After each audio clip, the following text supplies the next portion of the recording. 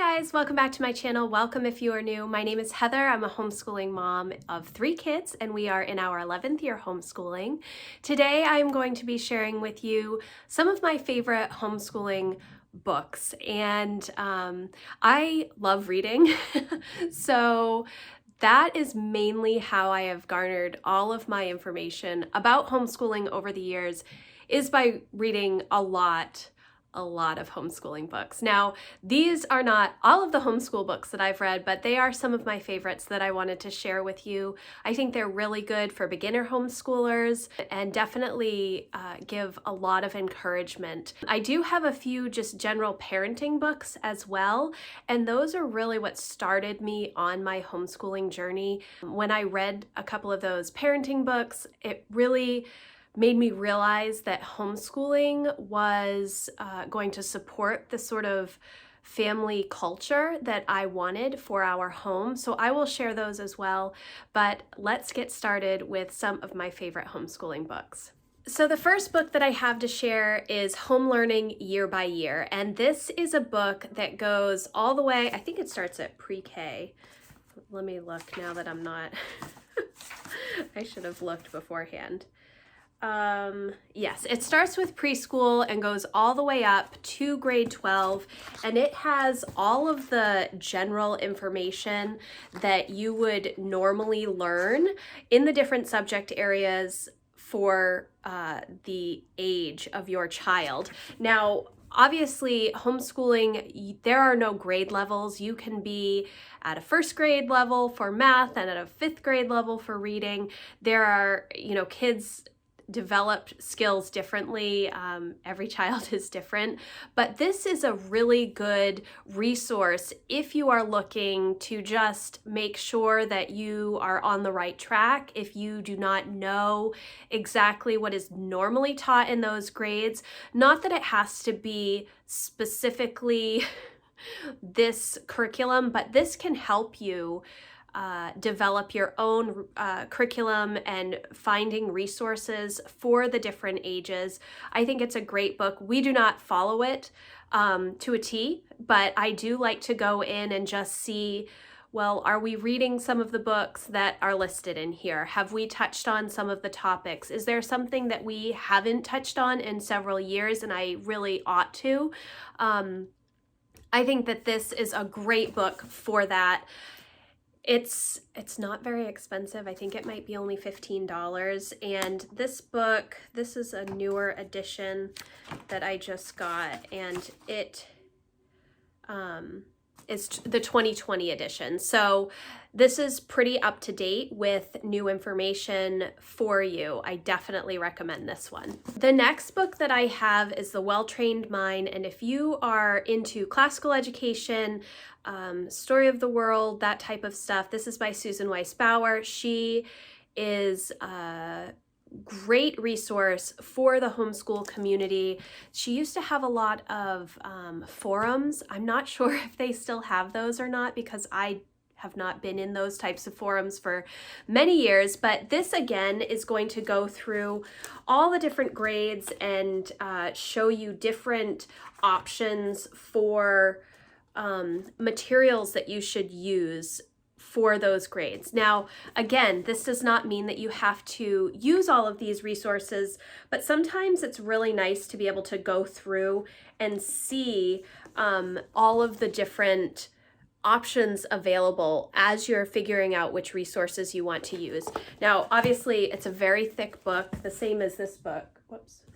They're all pretty thick, but if you go to just the specific ages that you're looking at, it is a lot less stressful. So this book does break it into different stages: the grammar, the logic, and the rhetoric stage, and it is done by grade range. So for grammar stage, it's kindergarten through 4th.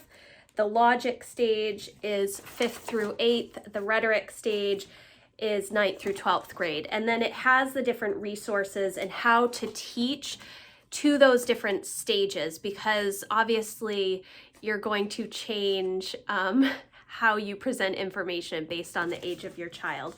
But it does have ideas for all the different subject areas as well as different resources listed in here. If you are interested in classical education, you definitely should have this book, but I think it's really good for anybody. I have spent a lot of time reading all of the homeschool books over the past 13 years, I think. I started learning more about homeschooling when Emma was just a baby, like just born, because I had been really diving down the simplicity, simple living, kind of back to the land type books for several years before I had Emma. And so when I started to learn about homeschooling and think that it might be an option for my family, I did read everything that I could find about homeschooling. Now, there are a lot more books on homeschooling now than there were when I started, but I think that finding a wide range of options is always good. And I know there are definitely homeschooling purists that they are all in on classical conversations, or they are all in on Charlotte Mason, or they are all in on unschooling. However, for my family, we are eclectic, and so we pick and choose based on the areas of interest of my kids, what their needs are in the different years. Every year is different. We do unschool some things and we are much more academic based for other things. I do go through sort of a cycle for history, which is more classically inclined, the 4-year cycle. I think actually that might also be Charlotte Mason. I'm not sure. Sometimes they get all jumbled in my head, but I think reading a wide range of these books is important. These are definitely more reference books though. They are not to be, you don't sit down and read straight through it. Could you? Yes. And have I read them? Yes, but not, not in a very long time. And it's easier now to just go in and look at the different ages that I am researching for the years ahead, or just to see specific examples for certain subjects that I need help on. The next book that I have is a Charlotte Mason Companion. Now, this is not the original Charlotte Mason book, Home Education. This is sort of a companion to that book. I do not have Home Education and I have not read it, but this book I think is really good. It gives a reflection on a parent's experience using Charlotte Mason. I think this is a very encouraging book. It gives you new ideas, different ways to teach things. I do really, really like this book.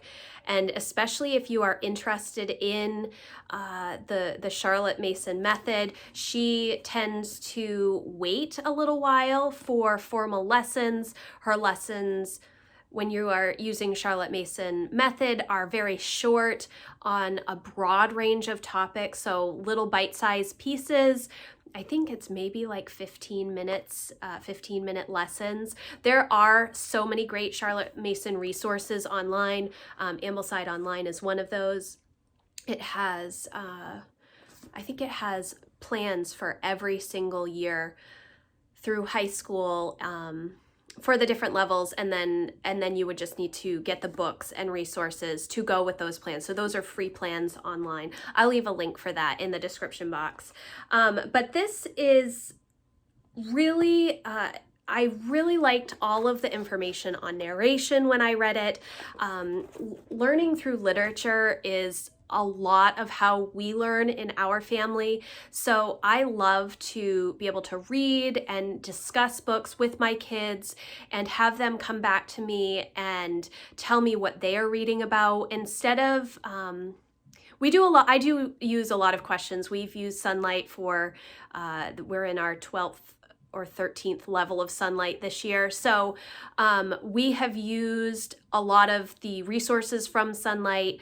I find that it is very much aligned with Charlotte Mason, but not exactly Charlotte Mason. So there are a lot of questions and answers, which I do use when we're going through our history to help prompt my kids. But I do like to hear what they are learning. What are they taking away from the reading, whether it's something that I'm reading to them or something that they're reading themselves. I don't want to expect that they only find the things that I think are important. I want them to learn to find the important information for themselves, and sometimes it may be different information, and that's okay. And so that's why narration is such a great option. The next book that I have is Educating the Wholehearted Child by Sally Clarkson. And it's by her husband, Clay Clarkson. And this really goes through what they did for their kids for home education. It's for ages 4 through 14. It talks a lot about discipleship. Sally Clarkson is a Christian. She has written some amazing books. If you watched any of my goal videos this year, my word of the year was life-giving. It was based on Sally Clarkson's life-giving series. I have one of them right here. She has several of these books: The Life-Giving Home, The Life-Giving Parent, and The Life-Giving Table. So these were really revolutionary books for me that have come out over the past several years about the culture and rhythms in my home. And I love the way that they talk about teaching their kids. And you know, these books really help.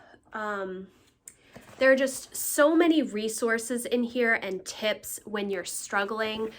That doesn't mean that you have to take everything from a book and implement it into your life. And I feel like that would be really stressful to try and do that. But if you're having a problem in your home with education or with homeschooling, or you're just starting out and don't know where to start, really, these 4 books have been super helpful to me in pointing me in the right direction. Now, when I started homeschooling, there was like zero community for homeschooling for me in my state of Maine. I did not know any homeschoolers. I was completely on my own with homeschooling. I just didn't find, there was nothing.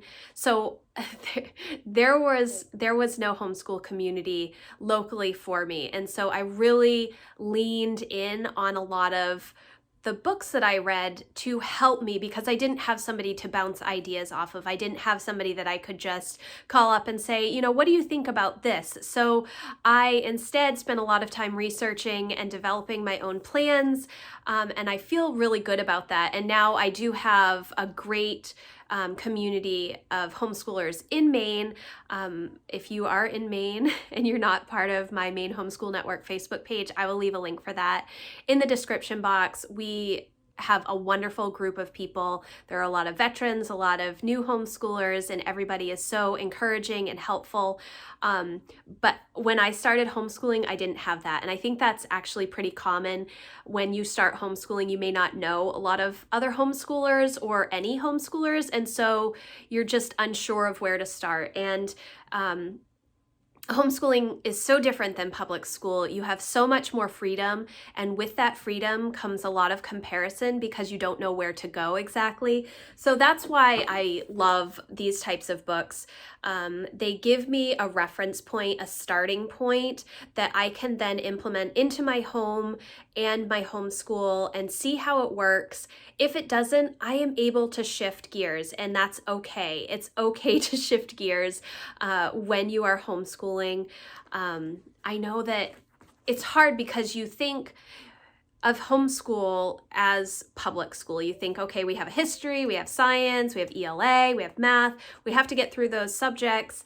And sometimes it becomes not fun and you're not exploring the other options available. It doesn't mean that your homeschool can't be academic and that you have to it's just shifting your thinking on what learning is. And these books have really helped me develop what my learning style is. Now, I do have a couple other books. This project-based homeschooling book is one of the first books that I got, and it really goes through and gives you ideas on how to set up your home so that projects are a big part of it. It's, it talks about being able to have a space where you don't have to put the project away. Now, that doesn't mean that you just keep everything messy, although sometimes that is the case as well. Sometimes it becomes like you just glance over it. You never see that mess anymore because it's been there so long, and that's when you have to sort of shift out some of the resources and tools that you have for those projects. But this project-based homeschooling gives you tips on how to help your child really deep dive into something that they are interested in. And one of my main goals with homeschooling, and I think a lot of people have this goal, is to just create a love of learning, and then to also be able to give your child the tools so that they are able to learn the things that are important to them. Now, obviously there are some things that I require my kids to learn, like math, but for instance, a couple of days ago, Emma and Jack were having a conversation about school and how some of their public school friends just really don't like school. And we were talking, and Jack was saying that he doesn't have any school, he only has math for school. Which is not true. He does all of his subjects. But what he was trying to explain to Emma was that because he enjoys all of the learning that he is doing, it doesn't feel like quote unquote school to him. It feels just like life and something fun that he's able to do and explore. And that's really what I want. I want my kids to love learning and to not feel like it is a burden. Does that mean that every day is easy? No, it does not. But I do give my kids a lot of educational autonomy so they are able to find the things that they're interested in and really deep dive on them. So project-based homeschooling is one of those ways. If you have a kid that really needs hands-on learning, you might want to get this. It's, very short book, but it does just tell you how to, it tells you how to encourage your kids, how to give them the tools, what support really means for project-based homeschooling. It doesn't mean that everything has to be project-based homeschooling, but it does have some really great ideas in it, so I definitely recommend this book as well. The next book that I have is Homegrown by Ben Hewitt. This is all about unschooling and his experience with his kids unschooling in Vermont. They live on a farm. It is really an exciting book. I think I've read a lot of books on unschooling over the years, pretty much everything by John Holt. I've watched the TED Talks, so unschooling can be really scary because I think a lot of people misinterpret what unschooling actually is. Unschooling, I feel like, is one of those methods of homeschooling that is much more parent intensive. And that is because when your child has an interest or something that they want to learn, it's up to the parent to find the resources to support that interest.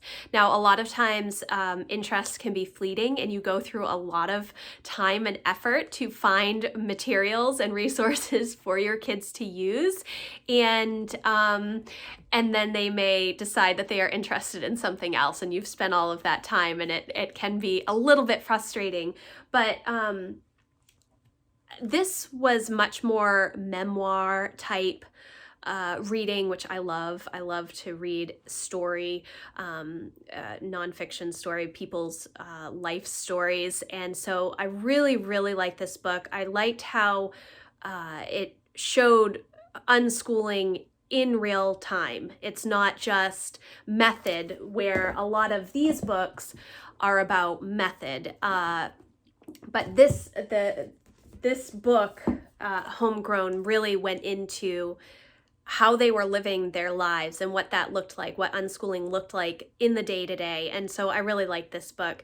I definitely recommend it. I think he has a couple other books more on farming and food, which are also good. But that one was one of my favorite unschooling books. I do have a lot of homeschooling books like on my Kindle, and I used to have a Nook that many years ago from Barnes & Noble, which has a lot of homeschooling books on it as well. A lot of them are available like on Hoopla, or an audiobook format if that's something you're interested in. Sarah from Read Aloud Revival wrote a book called Teaching from Rest years ago. Might have been 2015 that it came out. And that was a really revolutionary book at the time, teaching from rest and understanding that you cannot do it all, especially with all of your children, educating all of your children at home. At that point, when I read that book, I had already come to a lot of conclusions that that book recommended. And so it was not as helpful to me as it has been for other people, because I had finally realized that that was what my homeschool was going to be like. I was going to give myself grace on the things that were not getting done, or when I was trying to plan too much. It was I went through a lot between 2013 and 2015 after I had Lucy and just my youngest, and realizing what was most important in our home, in our homeschool. But that is another great book that I have on Kindle. I don't have it in physical form, but it is a great book if that's something that you need encouragement on. And then this is probably my favorite homeschooling book, The Brave Learner by Julie Bogart. I recommend everybody read this, even if you don't homeschool. I think that it's a perfect parenting book as well. There is so much information in here to help give you encouragement and help your kids give you different ways to help your kids with learning. When I read this, it really was a breath of fresh air, because it put into words all of the things that I had been considering in our homeschool for many years. I was actually on the launch team for this book, but this is definitely my favorite book. When this book came out, it was really helpful. I was kind of in a slump with homeschooling. We were super busy with getting Emma back and forth to band, and we were involved in a lot of activities. It was a lot. And I really needed to slow down, and it kind of gave me the permission to do that. When you're homeschooling, it's hard to know what the right thing is, because every family is different, like I've said before. So when you have somebody explaining how you feel in book form, it can be incredibly validating. And when somebody else says, it's okay to do this, you can finally just sort of take a deep breath and say, oh, okay. It's all right that I feel this way. It's okay that these are the things that I want to do, and I'm not going to screw up my kid if I do these things. And I think that is probably why I like this book so much. There are also some really great project ideas in here. One of the things that we've been doing for several years now is the question wall, where your kids, we take a week, and everybody has a different color sticky note. And if you have a question, you just write it on the sticky note and put it on the wall. And then periodically we will just come to the question wall, pull some sticky notes off, and answer the questions. Now, when we first did it, my kids had such a great time. And honestly, it was one of the best things for me, because instead of coming to me with all of their questions, they just wrote them down. And it wasn't just like big picture questions. It was, can I have a snack? Or I would like to play on the Nintendo. Is that okay? So I was actually glancing at the question wall quite frequently to make sure that I wasn't missing any questions that my kids had. But it was a lot of fun, and it's something that my kids love doing every year. We usually try and do it. It's usually around January that we do it.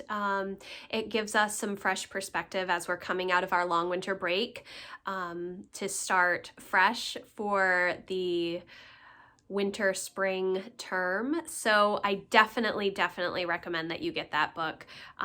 It's one that I have reread several times and I really enjoy it. I actually have it on audio, I have it on Kindle, and I have it in physical form as well. Okay, then I have just a couple of more parenting related books, and these are books that I read when Emma was maybe like 1, 2 years old, and they really helped me form an opinion on how I wanted our home life to be. And the first book is Simplicity Parenting. If you have not read this book, it is really good. It talks a lot about technology use and just getting outside and not being on screens all the time. So this was a revolutionary book for me because when I had Emma, I was all about no technology. That has obviously changed over the years. My kids do have access to technology.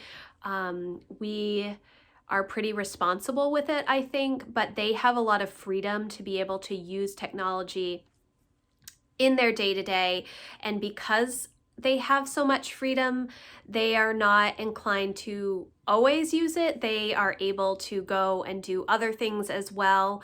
I haven't put too many strict guidelines recently on their technology usage, mainly because last year was crazy and that was their only way to really communicate with friends and such. So it's been a little bit different over the past couple of years, and now especially Emma, she's doing some online classes for homeschool, and so she does have a lot more use that way. But all of the information in this book was really instrumental in helping me figure out what I wanted our home life to be, and that is part of the reason that we are homeschooling, is because of a lot of the information in this book.